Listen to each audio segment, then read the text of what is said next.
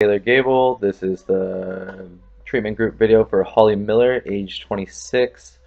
Her differential diagnosis is dissociative identity disorder, the primary diagnostic features of which are recurrent gaps in memory and identity disruption with the development of two or more alternate personalities. Can I pause that? So Holly's story is she's a 26-year-old single woman who was hospitalized because of a suicide attempt.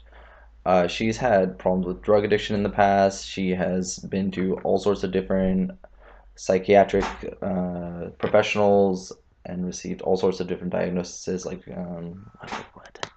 and previously diagnosed with bipolar disorder, major depressive disorder, and borderline personality disorder.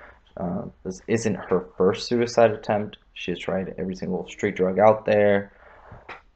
She's really intelligent and an amazing artist, and it's one of the few things that really makes her feel like at peace.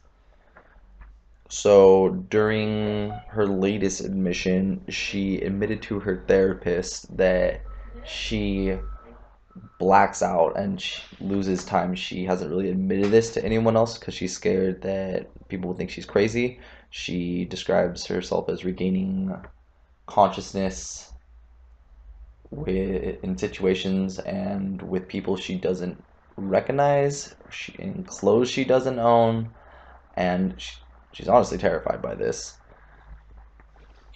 Also, so her therapist referred her to another clinician who was skilled in hypnotism, and he kind of delved into her psyche, and he uncovered multiple personalities within Holly. Portia, who is a nurturing and mothering kind of personality. Who, like, these are not traits that you would use to really describe Holly. Another one is Charlie, a rambunctious 10-year-old like teenage boy. And then also like a kind of 6-year-old sort of like childlike alter by the name of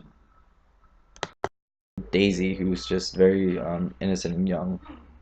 So the other thing that was uncovered was that she had been physically and sexually abused by her stepfather, starting from age 6, almost up to the point where she left her home at 18. And this has caused extreme psychological trauma, and like could possibly be the reason. Anyways, so we're gonna move on to the theoretical perspectives. Or no, we're going to do the multi-axial diagnosis first.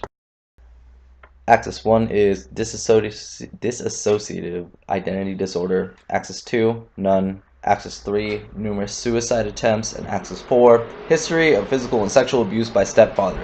Axis 5, the GAF of 48.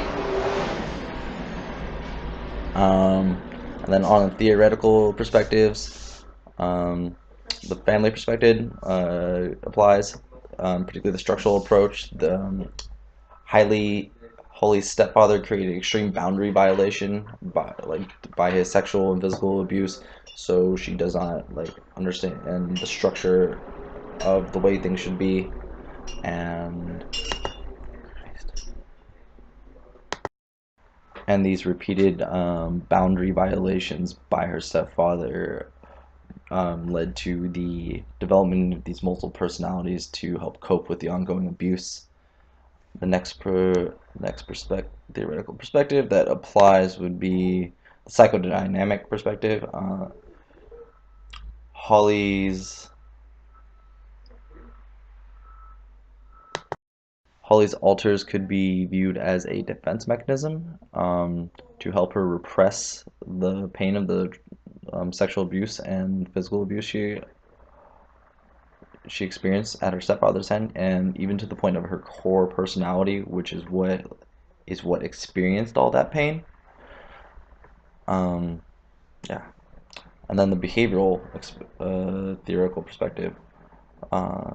Holly could be viewed as a faulting learning experience, being operant conditioning, which was she learned to avoid the trauma and pain she felt by splitting them off from her into different personalities and essentially protecting herself and like that. And this was negatively reinforced by the avoidance of the emotional pain she felt from the physical abuse. So yeah, that's a treatment group video. It's kind of wonky, but there you go.